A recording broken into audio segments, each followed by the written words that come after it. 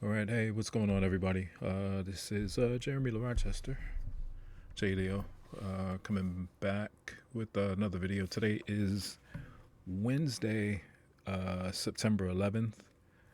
Um, don't have to tell anybody really.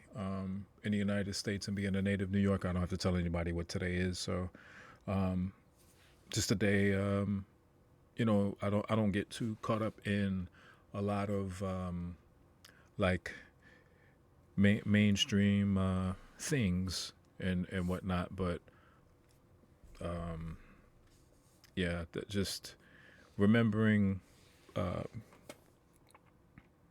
remembering what this day meant in a historical perspective.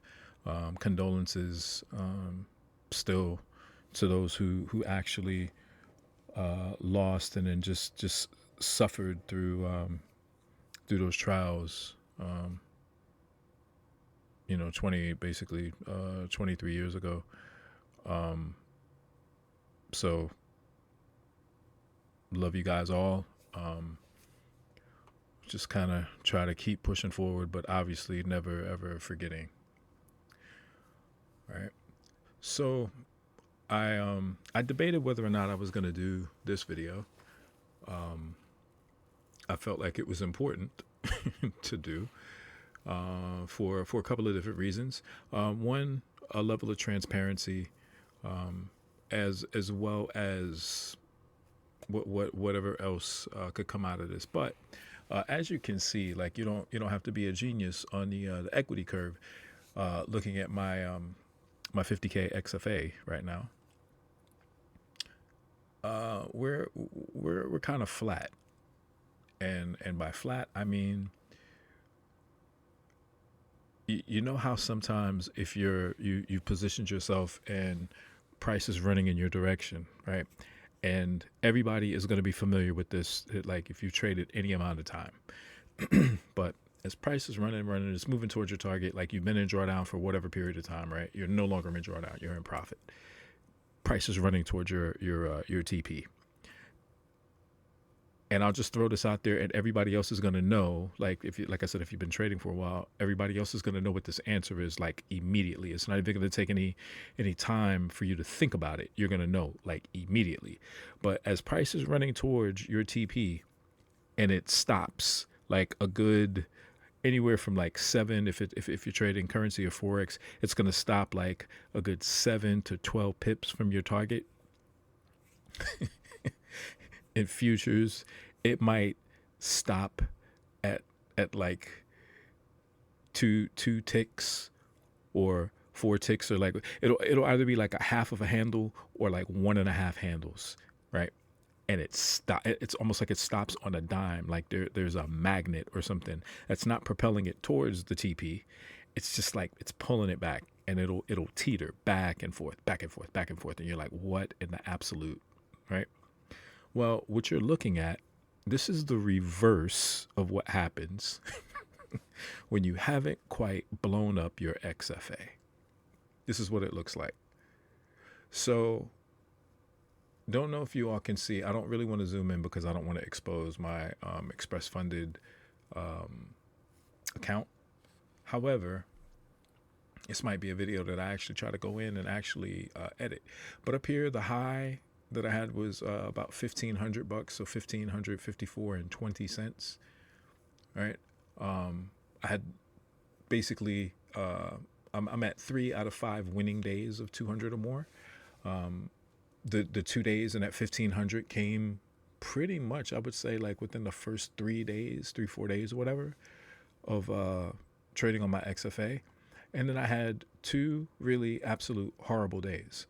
I had 2 weeks ago today, Wednesday. So 2 weeks ago on a Wednesday, um, I gave back $700, and then I locked myself out. Ultimately, long after I should have just stopped after the first one, and hindsight being whatever, right?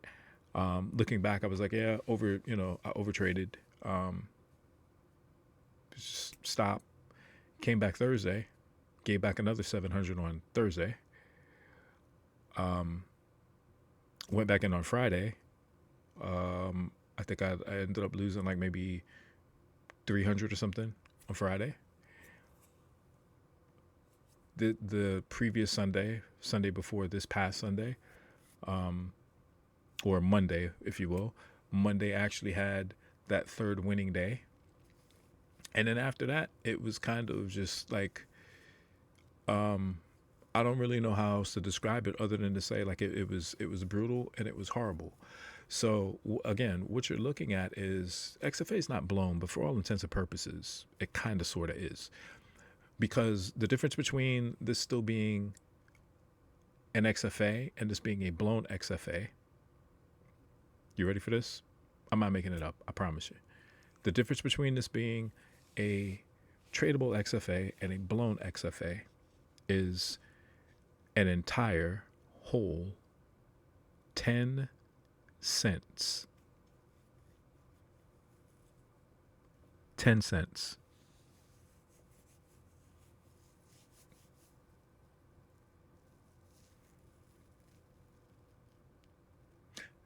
And now that I'm looking at this, actually, I'm wrong.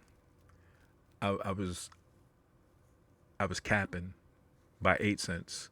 So the low is $445.78. So over here it says, do not let your account balance hit or go below $445.80. So we all know, like, even if I go to a micro, once I open the order, market limit doesn't matter.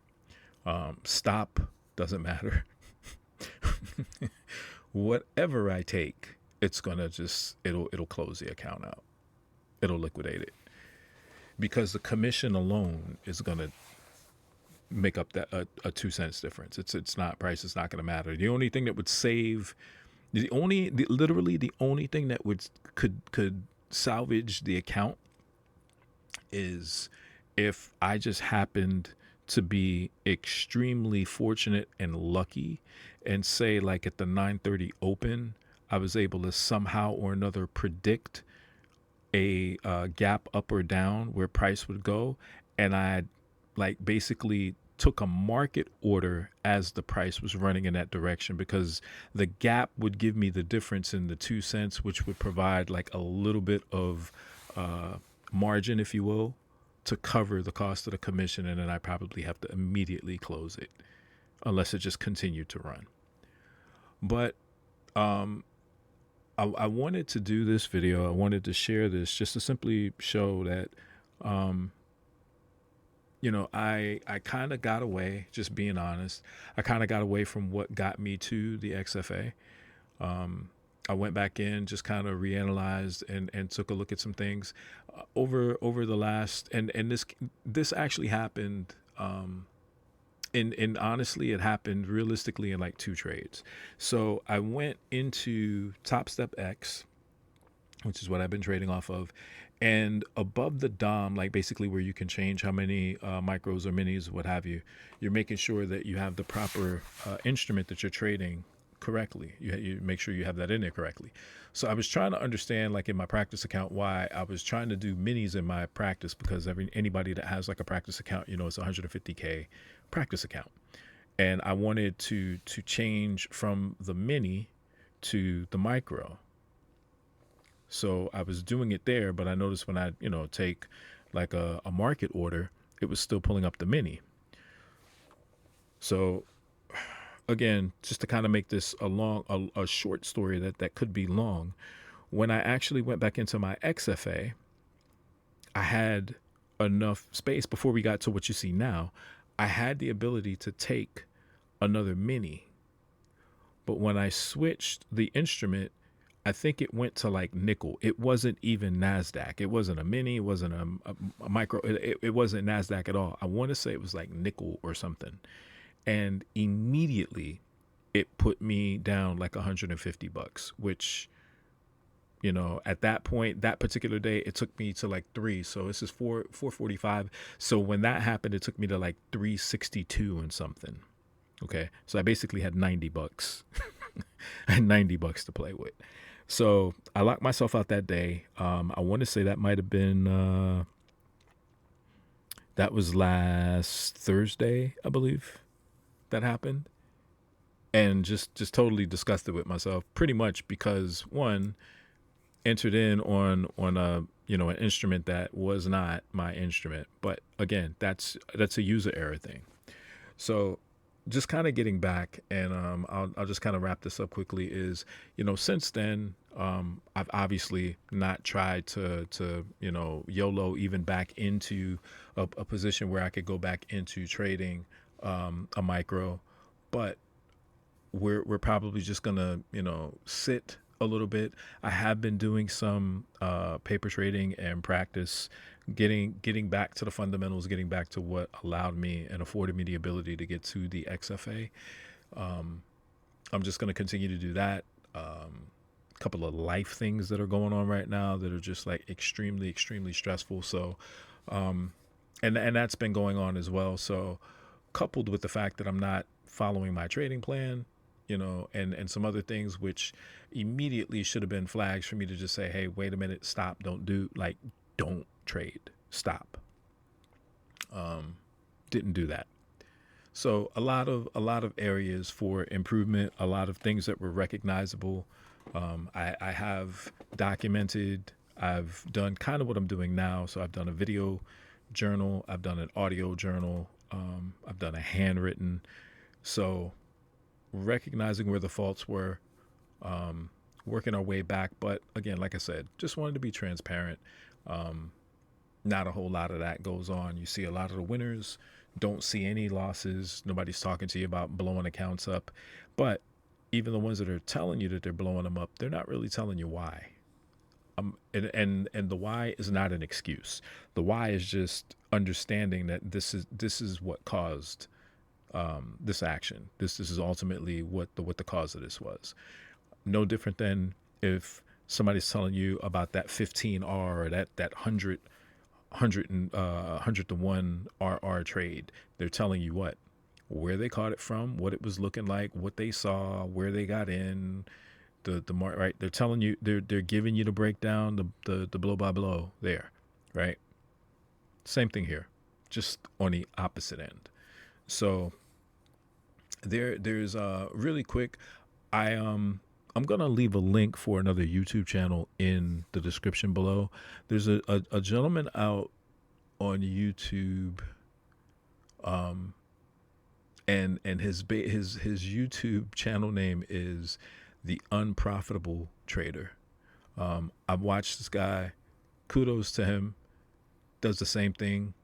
Pretty much just showing you where he's in and out. But I'll just say real recognize real, and I appreciate him for his videos and his insight, what he shares, and just really humble guy. So I wish him nothing but the best, as with everybody. But yeah, that's gonna do it for me. So feel free, leave some comments in the below the video, like and subscribe if you like the content. Nobody likes this kind of content. I don't, but it's a fact of life. It's a reality. It does happen. But yeah, we'll be back. I'm not sure when, but I'll probably come back and let you guys know like what the next combine will be, and we'll go from there. So again, everybody take care, stay safe, and I'll talk to you again soon.